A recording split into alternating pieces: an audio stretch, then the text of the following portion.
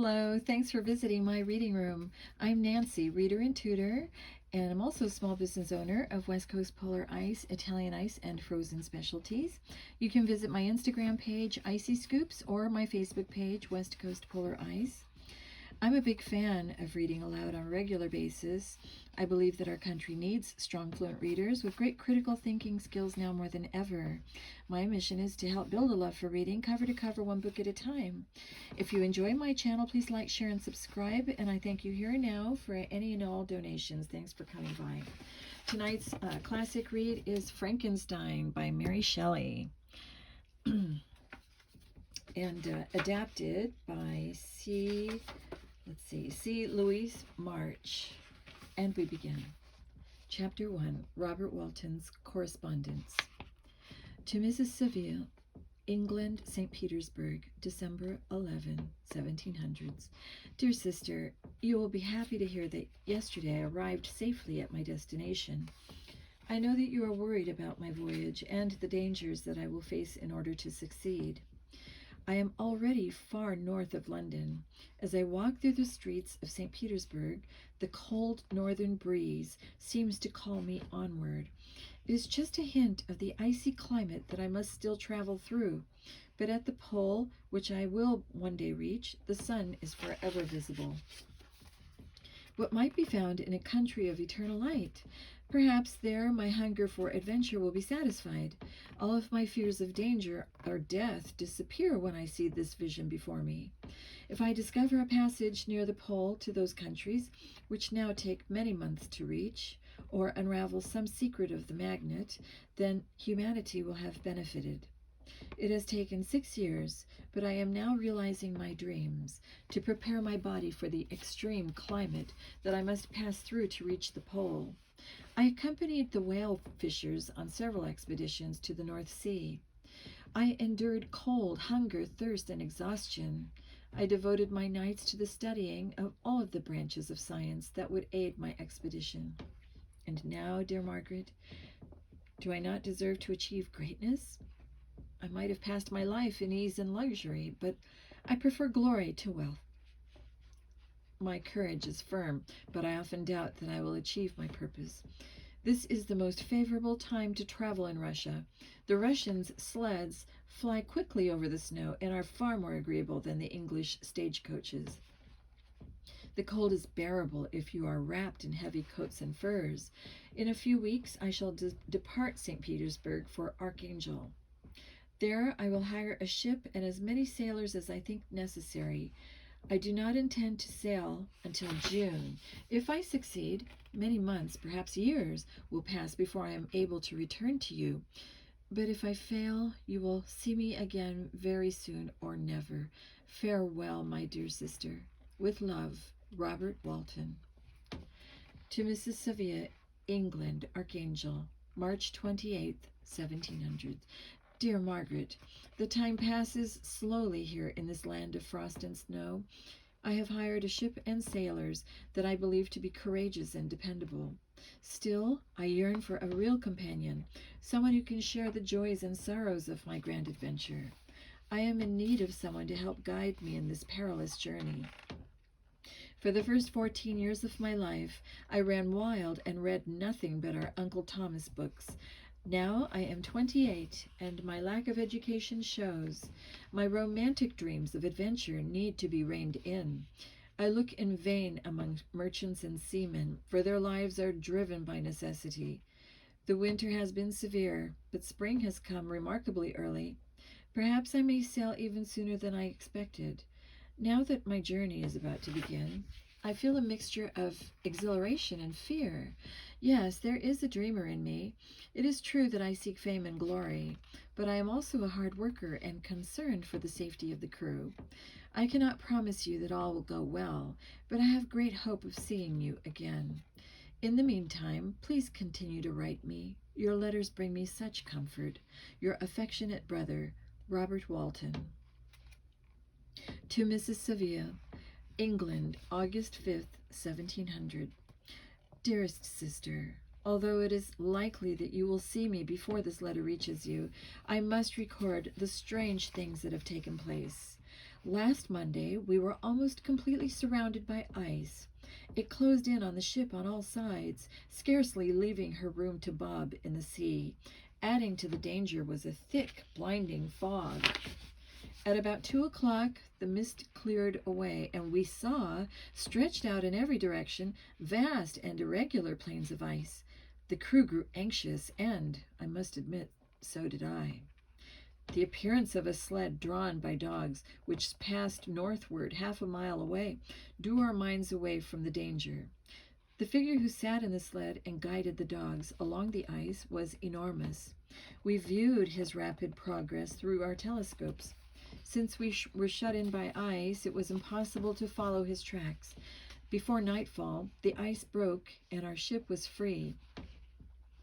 In the morning, I went on deck and found the sailors talking to someone in the sea. I saw a sled like the one we had seen the night before. It had drifted toward us on a large fragment of ice. Only one sled dog remained alive. A human being lay inside the carriage. The sailors were urging him to board our ship. He certainly was not the giant, we replied. The day before we rescued you... Oh, sorry. Forgive me. I accidentally skipped a page. He certainly was not the giant we had seen through our telescopes.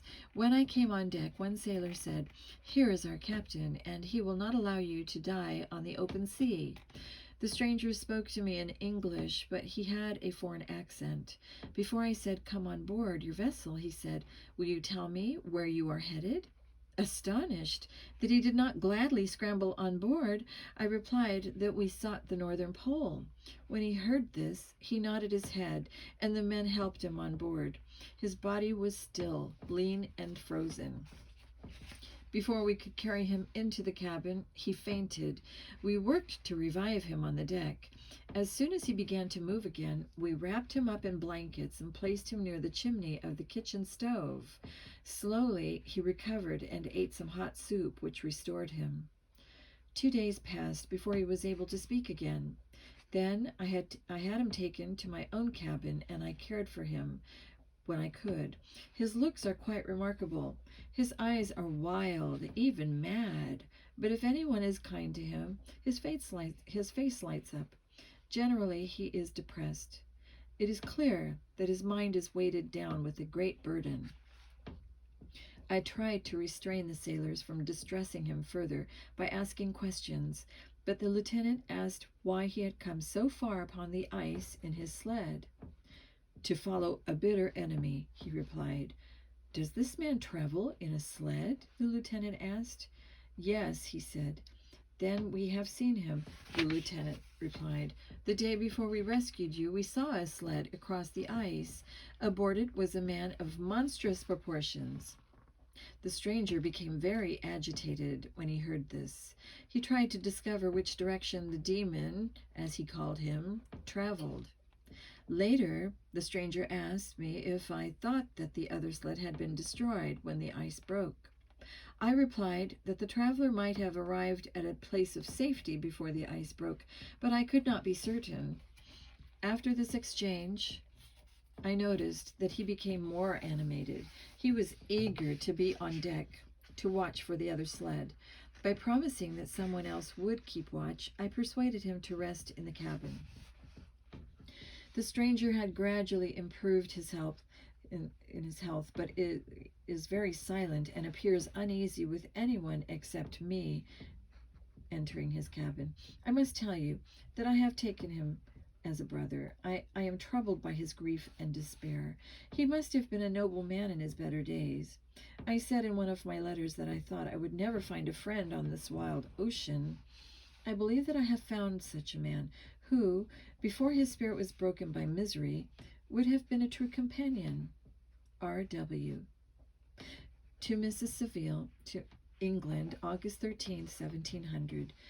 Dear Margaret, my affection for my guest increases every day. He is gentle and wise. Much recovered from his illness, he is always on deck watching for his so-called demon on the sled. One day, as I spoke to my new friend, he became gloomy. He placed his hands over his eyes, and I saw tears trickle before his fingers. He exclaimed, "Let me reveal my tale." With these words, he collapsed, and many hours of rest were necessary to restore his composure. He turned his attention upon me, asking for the history of my earlier years. I spoke of my desire for a friend and expressed my belief that a man could boast of little happiness if he did not have such a friend. He heartily agreed with me and said, "I once had a friend, the most noble of human creatures. I have lost him, and far more than he. You have hope, and the world before you. You have no cause for despair. But I have lost everything, and cannot begin life anew." R.W. To Mrs. Saville, England, August 19th, 1700. Dear Margaret, yesterday the stranger said to me, "You seek knowledge and wisdom, as I once did. I hope that your desires may not be a serpent to sting you, as mine have been. I had hoped that my story would die with me, yet when I think that you may be on the same course, exposing yourself to the same dangers that have destroyed me, I am driven to share this tale with you. R.W. Here is the story of how Victor Frankenstein became the haunted figure that Robert Walton saved from drowning in the frigid seas. Told to the recorded by Walton, these words reproduce as nearly as possible those of Frankenstein himself. Chapter 2. The Frankenstein Family History. My place of birth is Geneva, Switzerland. My ancestors have held many public offices and were trusted public servants. My father continued to follow in his lineage and was known for his loyalty and honor. His dedication to his career delayed his marriage until later in life. A dear friend of my father's was a merchant named Beaufort. He fell upon hard times. After paying his debts, Beaufort left Geneva and his past, settling with his daughter Caroline in the town of Lucerne. My father loved Beaufort and was deeply grieved by his friend's circumstances, so he offered to provide the means for his friend to reestablish himself. After searching for nearly a year, he discovered Beaufort's house. Beaufort had saved only a very small sum of money from the wreck of his fortunes, but it was sufficient to provide for him and his daughter for some months. He hoped to find employment in a merchant's house, but while he was idle, his misfortune played upon his mind and drew all of the strength from his body. His daughter cared for his every need, but she saw that their money would run out. Caroline was strong and courageous, and she found some work to provide a meager subsistence. Despite Caroline's valiant efforts, Beaufort grew worse. She was forced to spend more time caring for him, leaving little time to work. Before long, he died, and she was left alone. Just then, my father entered the house. He took Caroline back to Geneva and put her in the care of a relative. Although he was much older than she was, 2 years later they married. They cherished each other, and my father took great care to attend to all of her needs and wishes.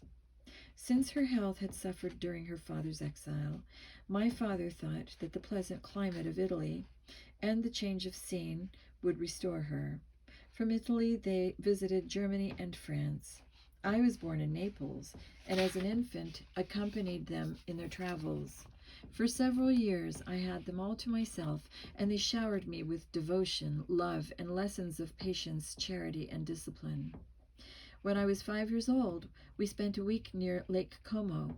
While there, my parents often visited the cottages of the peasants and attended to many of their needs. One day, when my father had gone by himself to Milan, my mother and I visited a poor family with 5 hungry children. One of the children stood out. She had golden hair, blue eyes, and the sweetest face. Her parents had died, leaving her a penniless orphan. This girl captured my parents' hearts. With the peasant family's blessings, they adopted the girl. This lovely child, named Elizabeth Lavenza, became my constant childhood companion. Chapter 3. The Golden Age of Childhood. Elizabeth and I were not quite a year apart in age, but our personalities and desires were very different. She was calm and patient. I was eager and impatient.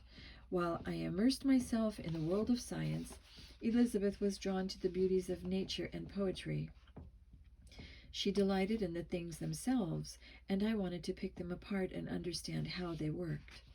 When I turned 7, my mother had another child, and later another.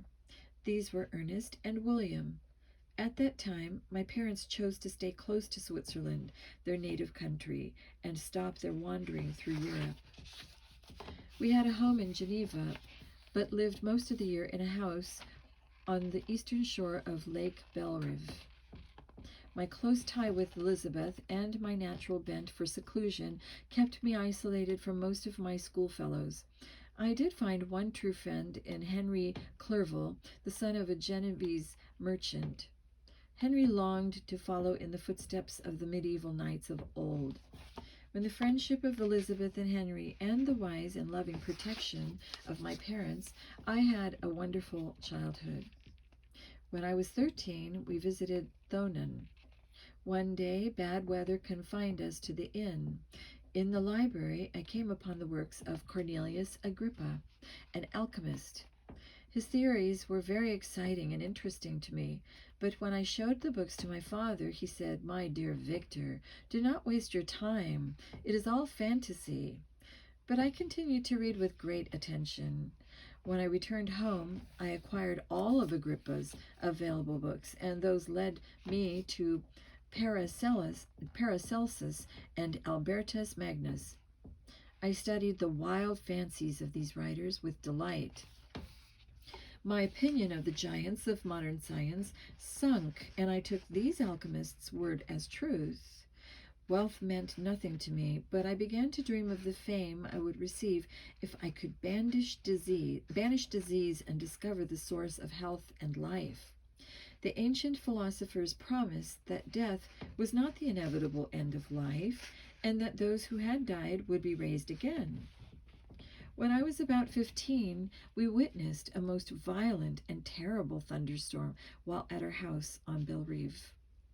I watched as it advanced from behind the mountains. As I stood at the door, I saw a stream of fire pierce an old oak, which stood about 20 yards from our house. When the dazzling light vanished, the oak had disappeared and nothing remained but a blasted stump. When we went the next morning for a closer look, we found the tree had shattered in a remarkable manner. It was not splintered by the shock, but entirely reduced to thin ribbons of wood. It was our luck to have with us a man of great learning in the field of natural philosophy. He began to enthusiastically discuss his theory of electricity. He believed that shocks of electricity could actually bring an inanimate thing to life. What he said cast all thoughts of Cornelius Agrippa out of my mind. I turned my attention to mathematics and the modern sciences. I believe that I had continued in this direction, the course of my life would have been much different. I would have been saved from the horrors of subsequent years, but this was not to be. Chapter 4, Victor Leaves Home. When I was 17, my parents sent me to Germany to go to college. As the day I was to leave grew closer, the first tragedy in my sad tale occurred. Elizabeth was stricken with scarlet fever. Although we urged my mother not to care for Elizabeth herself, she would not hear of it. Elizabeth was brought back to life through my dear mother's loving care, but at the expense of my mother's life. Unlike Elizabeth, my mother's condition did not improve. On her deathbed, she expressed her wishes for Elizabeth and me. "My children," she said, "my firmest hopes of future happiness were placed on the prospect of your marriage. Your union will console your father. Elizabeth, my love, you must take my place and look after the younger children. My life has been happy and full. I rejoice to know that you are together and that you will be with me again." My mother was dead, and we grieved heavily. Although I looked forward to my studies, I delayed my departure.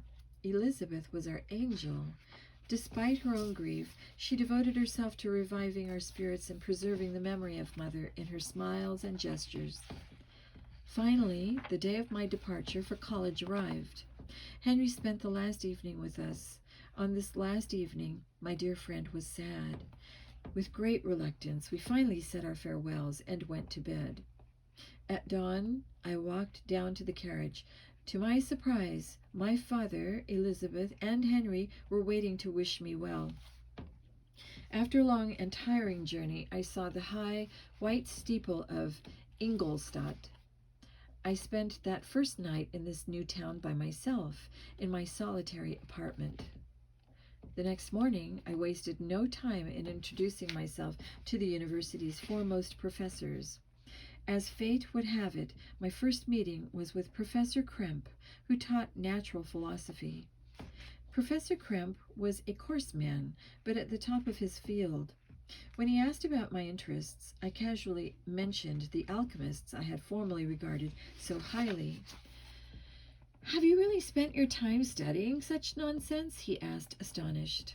When I nodded, he continued, "Every minute that you have wasted on those books is entirely lost.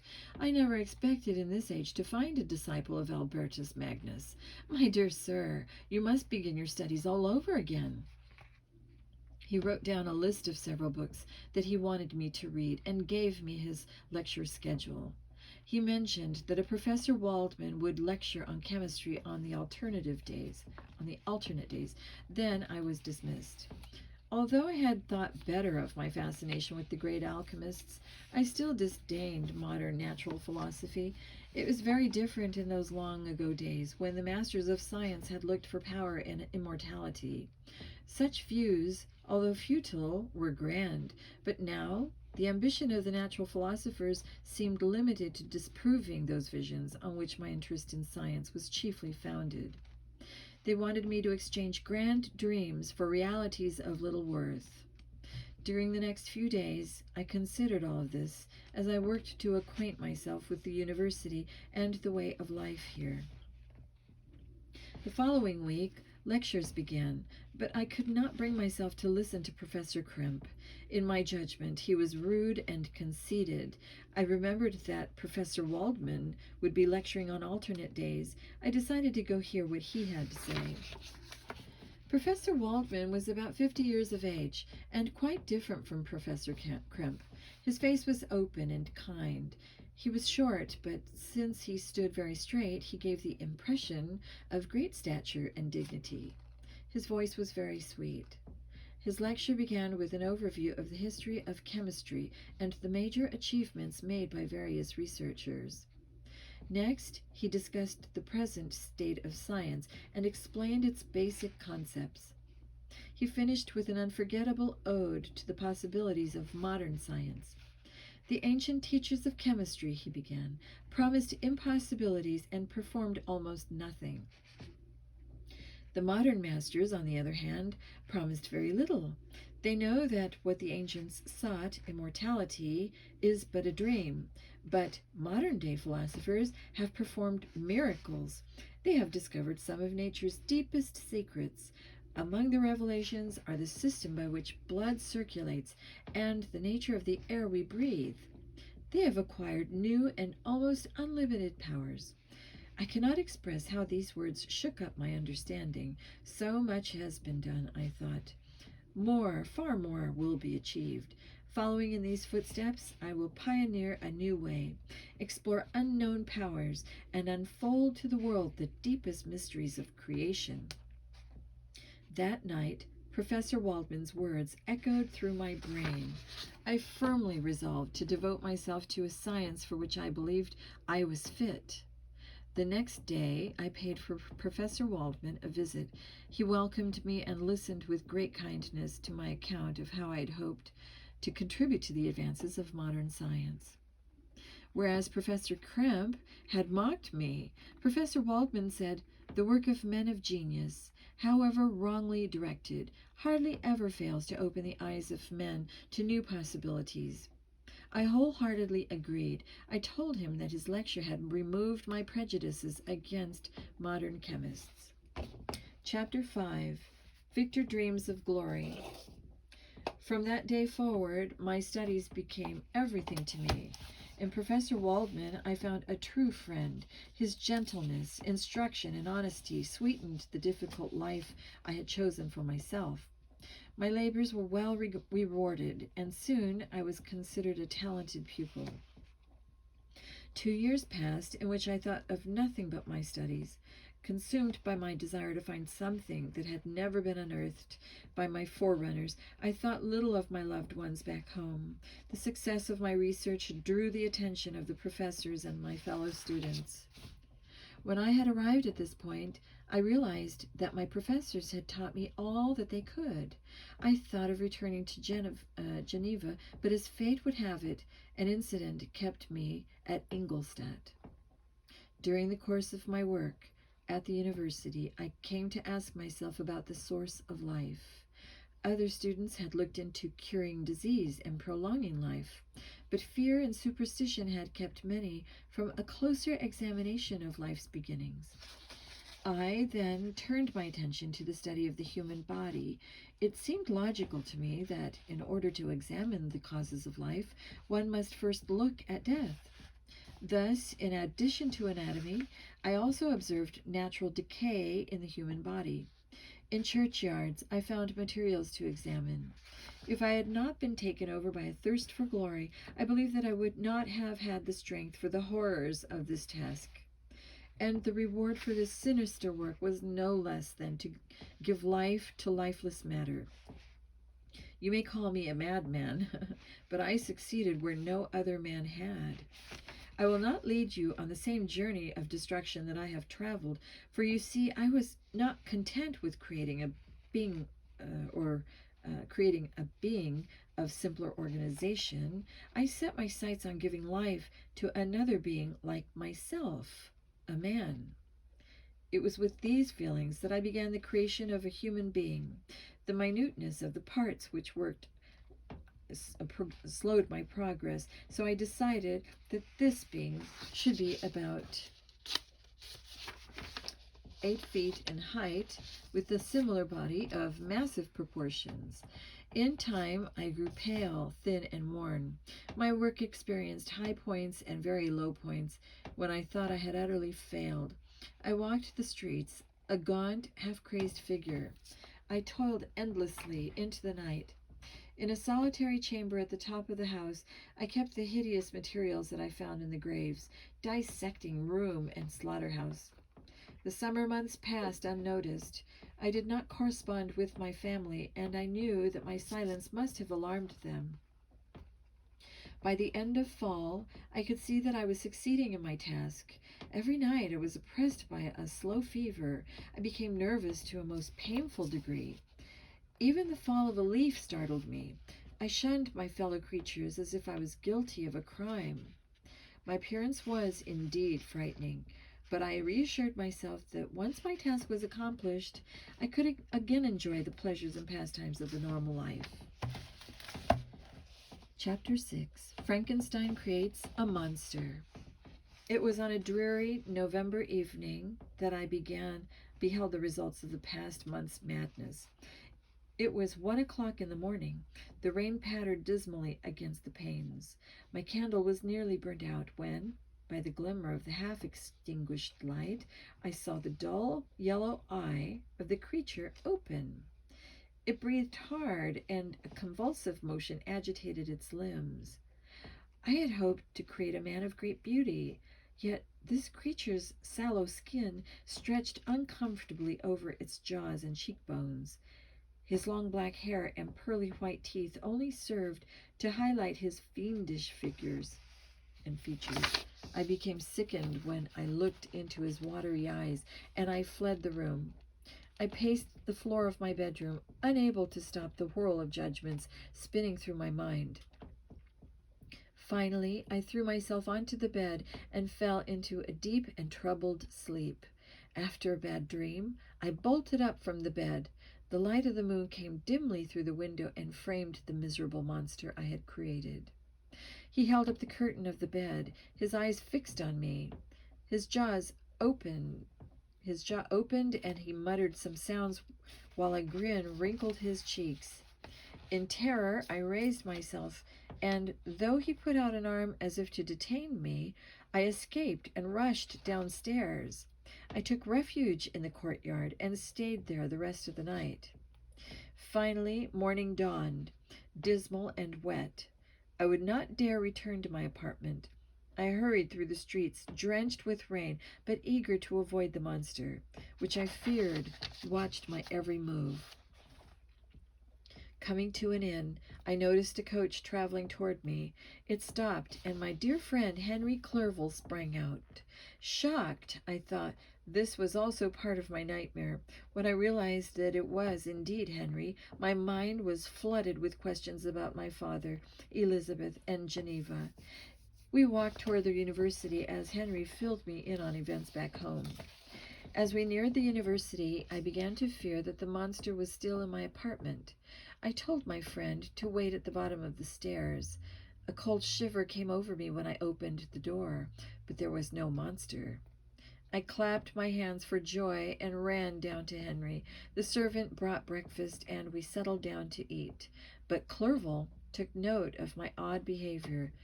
"My dear Victor," he said, "what is the matter? How ill you are!" "Do not ask me," I cried. I covered my eyes with my hands, for I thought I saw the monster glide into the room.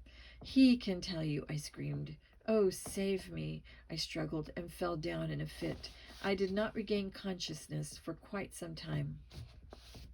Slowly, and with frequent relapses that alarmed my friend, I recovered. It was now springtime. When I was able, I thanked Henry and asked how I could repay his kindness in caring for me. He pushed me aside and pushed aside the very thought, but indicated that he would very much like to know what had contributed to my sickness. When he saw my face cloud over once again, he assured me that he would drop the subject. Then he handed me a letter he had just received from my dear Elizabeth, and the shadow lifted. Chapter 7. Letters from Home. To Mr. Frankenstein, Ingolstadt, Geneva, March 18th, 1700. Dear Victor, you have been very ill. The constant letters from dear Henry do not reassure me enough. For a long time I have thought that each post would bring us good news in your own handwriting. Henry writes that you are getting better. I hope that you will confirm this soon yourself. Get well and return to us. You will find a happy, cheerful home and friends who dearly love you. Your father's health is good, and you would be pleased to see your brother Ernest. He is now 16 and full of spirit. I also wish you see your youngest brother, William. He is tall for his age, with sweet blue eyes and curly hair. He is a favorite with the ladies. Since you left us, only one change has taken place in our little household. Do you remember how Justine Moritz came to our family? Her mother was a widow with 4 children, of whom Justine was the third. This girl had always been the favorite of her father, but her mother treated her badly. After the father died, Justine's life became very hard. Your mother, aware of the situation, asked Justine's mother to part with the 12-year-old girl, who came to live with us as a cherished family friend and servant. Justine was well educated and extremely grateful to your mother and the family. When your mother was ill, Justine tenderly nursed her, and she suffered when your mother died. Then, one by one, Justine's siblings died, and her mother was left with no one to care for her. Putting aside the past, Justine went home to care for her mother. Well, her mother died, and now Justine has returned to us. Right, dearest Victor, we are deeply grateful to Henry for his kindness, his affection, and his many letters. Take care of yourself, Elizabeth. I thought of the many hours that I had spent with Elizabeth, and of her gentle, loving ways. I immediately wrote back to her. After a few more weeks of rest, I was able to leave my apartment. I introduced Henry to several professors. He was very eager to begin his studies. Although restored to health, I had lost my interest in my work. I intended to return to Geneva at the end of autumn. Several circumstances delayed my departure, and then winter came on with a fury.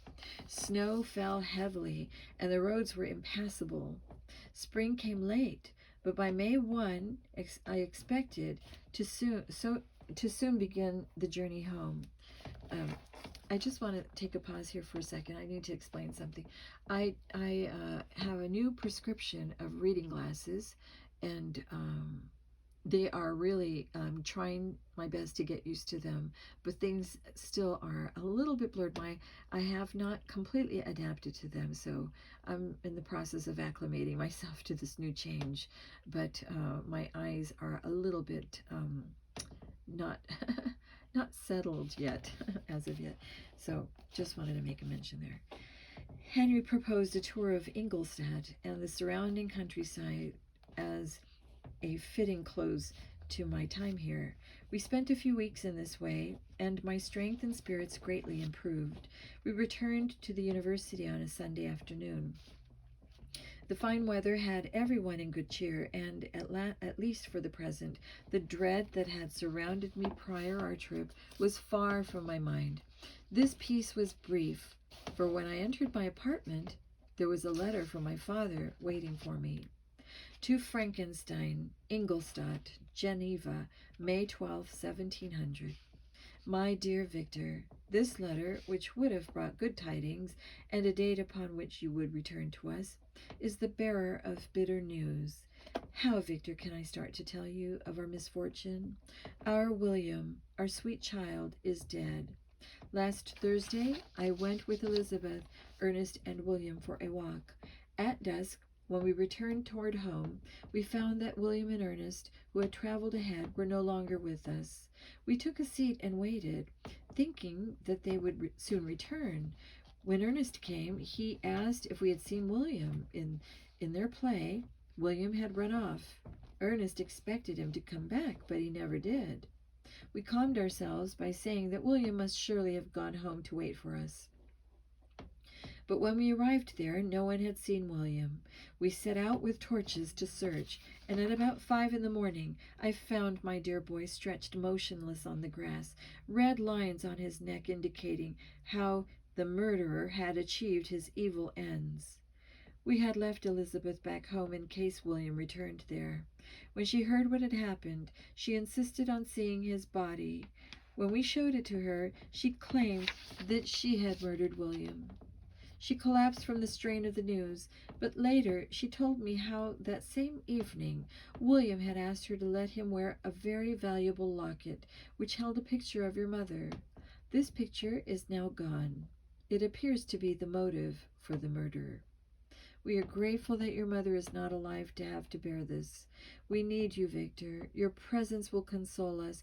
Please come home as soon as you can. Your affectionate father, Alphonse Frankenstein. Henry watched my face as I read. I handed the letter to him and turned away so he couldn't see the tears that were streaming down my face. After reading the letter, Henry's eyes filled with tears too. He asked me what I was going to do. I'm going to travel home to Geneva. Come with me to order the horses, I said. Chapter 8. Who Murdered William? I left Henry in Ingolstadt and began the saddest journey I had ever taken. My urgency to reach my family lessened as I came closer to Geneva. I dreaded seeing their faces. I decided to stay 2 days in Lausanne, giving myself time to gather my strength. It was dark when Geneva came into view. The gates of the town were already shut, forcing me to spend the night in a village about a mile from the city. Since I could not sleep, I decided to visit the murder site. Although I could not pass through the town, I found a boat to carry me to the place. As I crossed the water, lightning played on the summit of Mont Blanc. When I landed, the storm broke and rain fell from the sky in large drops. A flash of light shot through the trees, framing a figure. It was the monster, and at that moment I knew who had murdered my brother. Enraged, I tried to pursue him out, but another flash of light, and he was gone. Nearly 2 years had passed since I had created this being. Was this his first crime? I spent the rest of the night cold and wet, but my mind was so absorbed in the misery that I barely noticed. I woke at dawn and walked toward town. I hoped to make known the true story of William's death, but when I played it over in my head, I knew it would sound like the ravings of a madman. It was about 5 in the morning when I entered my father's house. I told the servants not to disturb the family and went into the library to wait. I thought about the 6 years that had passed since I'd stood there. I looked at the picture of my mother, which hung over the mantel. Below this portrait was one of William. I broke down in tears. Soon Ernest came in. His own tears joined mine, and as they did so, the full weight of our loss came upon me. I asked Ernest about Elizabeth. She, most of all, said Ernest, needs your strength and consolation. She accused herself of having caused William's death. But since the murderer has been discovered— The murderer? Discovered? I shouted. How can that be? It is impossible. I saw him. He was free last night. I do not understand you, Victor. The murderer is not a he. When you hear the name of the accused, it will add to your misery. No one would believe it at first, but now only Elizabeth remains unconvinced. It is Justine Moritz, Ernest said. Justine Moritz? I asked. Ernest gave me as much information as he could. On the morning following the murder, Justine had been found ill and was confined to her bed for several days afterward. During this time, one of the servants found in her pocket the picture of my mother, which seems to have been the motive for the crime. You are all mistaken, I assured my brother. I know the true identity of the murderer. Justine is innocent. At that moment, my father came into the room. Although deeply distressed, he tried to be cheerful, but Ernest exclaimed, Papa, Victor says that he knows who murdered William. We do also, my father replied, sadly shaking his head.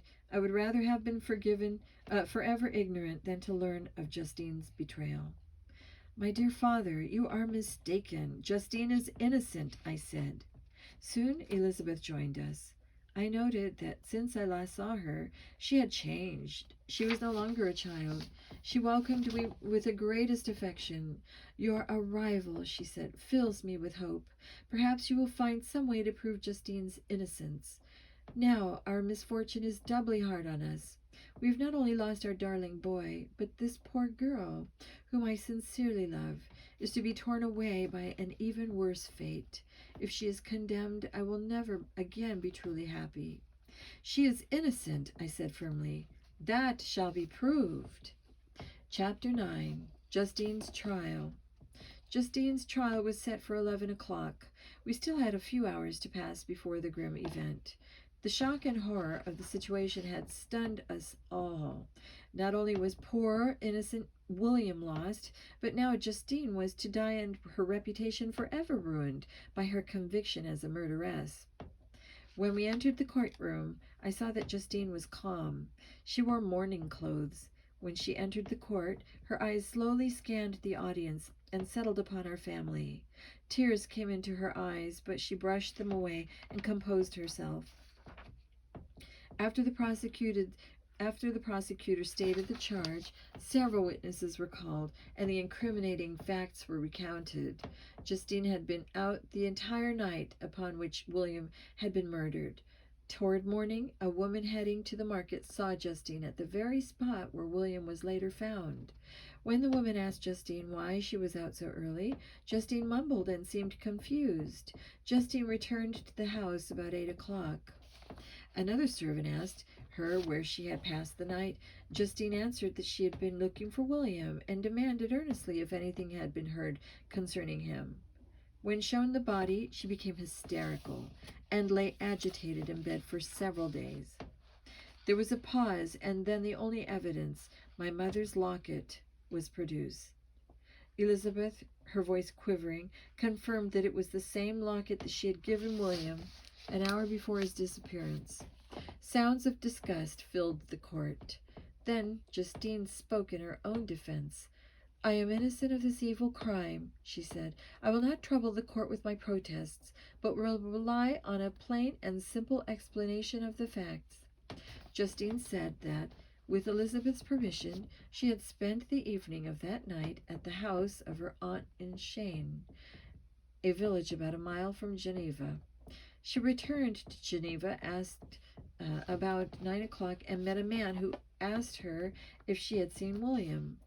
His absence alarmed her, and she spent the next few hours looking for the child. Forgetting the passage of time, in her haste to find William, Justine was locked out of the city when the gates were closed for the night. Finding a barn near a cottage, she went in for a few hours of shelter. Since she knew the cottage dwellers fairly well, she did not think to wake them up and ask their permission. When dawn came, she rose to continue her search.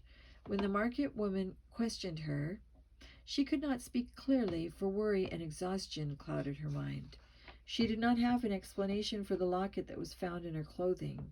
She was unaware of anyone who wished her ill. It seemed odd that someone would commit a murder to obtain a jewel, only to leave it behind. Then she asked that a few witnesses be called to testify for her good character. Many who could have given such testimony spoke well of her, but fear and horror of the crime still left them nervous and reserved. The truth is that most people thought Justine was guilty. Seeing this, Elizabeth came forward to speak quite passionately on Justine's behalf. Certainly Elizabeth's eloquent and heartfelt testimony drew approval from the audience, but their knowing glances and nods were directly in sympathy for Elizabeth and our family's goodness toward Justine. This further increased their rage that an ungrateful servant could commit this atrocity. I reserved my pity for myself for having created the monster that had caused the deaths of my brother and now Justine. After a night of tossing and turning sleeplessly in my bed, I went to the court to find out the verdict. Justine had been condemned to death as a murderess. Justine asked to see Elizabeth before being executed. I went with Elizabeth to visit Justine one last time. We entered the gloomy prison chamber and saw Justine sitting on some straw at the far end. Justine asked me if I believed her to be guilty. Elizabeth told her that I was even more convinced now of Justine's innocence. Justine thanked me and said that my kindness added to her peace. We said our goodbyes and left. The next day, Justine was executed. I now had the deaths of William and Justine on my conscience, as well as the misery of my whole family. Chapter 10. The monster finds Victor. In need of a change of scenery and peaceful surroundings, my family and I went to our house in Bellerive. The gates to the city were locked each night, so the chance to roam freely around the lake at night lifted my spirits a bit. Often, after the rest of the family had retired for the night, I took the boat out, sometimes with my sails. I was carried by the wind. At other times, after rowing into the middle of the lake, I left the boat to follow its own course while I thought over the recent past. Justine's conviction, in particular, was troubling. Elizabeth still believed in Justine's innocence, but I was the only one who was certain of it. I wondered where the monster was and what he would do next. I was convinced that he was planning more evil deeds, and I was determined to prevent them. Although Elizabeth did her best to console me, I slipped further into utter despair. Nonetheless, the change of place and my outdoor activities occasionally provided some relief. One day, I felt an urge to travel toward the Alpine valleys. My wanderings led me to the valley of Chamonix. I had visited it frequently during my childhood. A long time had passed since then, and it was hard to recall those carefree, happy days. I began my journey on horseback. It was the middle of August, 2 months after Justine's execution, and the weather was glorious. The huge mountains and precipices on every side, the sound of the river raging among the rocks, and the dashing of the waterfalls took my mind off my own despair. Ruined castles hanging on the cliffs and cottages dotting the landscape here formed a scenery of great beauty. The mighty Alps and their white and shining pyramids and domes towered above all. Here I could convince myself that everything that had passed was but a dream. As I entered the valley of Chamonix, I saw no more ruined castles and fertile fields. In the evening, as I rested in an inn, the murmuring sounds coming from the valley lulled me into a peaceful sleep. Next, I sought to conquer the summit of Montanvert. I decided to go without a guide, for I knew the path well enough, and I needed to be alone. The landscape was desolate and severe, with steep rises and short windings. Trees lay broken and strewn on the ground, some entirely destroyed, others bent, leaning upon the jutting rocks of the mountains or across other trees. Higher up, the path was crossed by ravines of snow, where stones continually rolled from above. As I traveled, rain poured from the dark sky and increased my sadness. It was nearly noon when I reached the top of the mountain peak. I sat for some time and looked out over the sea of ice below. Then the figure of a monstrous man some distance away drew my eye, and I saw that he was running at an incredible pace. Where I had picked my way through the dangerous passages, he was bounding like a gazelle. Before I knew it, the massive creature, the monster I had created, stood in front of me. I could not control my rage and screamed at him. "I will trample you to dust," I cried. "If only by killing you I could restore the lives of those two you have murdered." Ah, it is true. All men hate those who are outcasts. The monster said, "I want only for companionship and the understanding of my Creator. Yet even you despise me. I ask for one thing only. Do your duty to me and make for me a creature who will not hate me and who will be my comfort in isolation."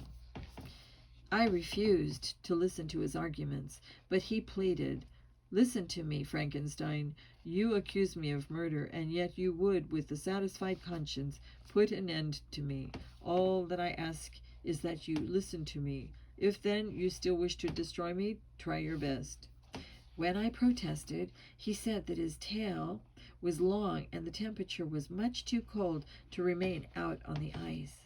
He started to follow me across the ice. In shock, I followed him to a hut. Unsure about how much I did indeed owe him, and curious about the details of William's murder, I consented. I will stop right there. That's the middle of the book. And we'll pick up the other half in just a few minutes.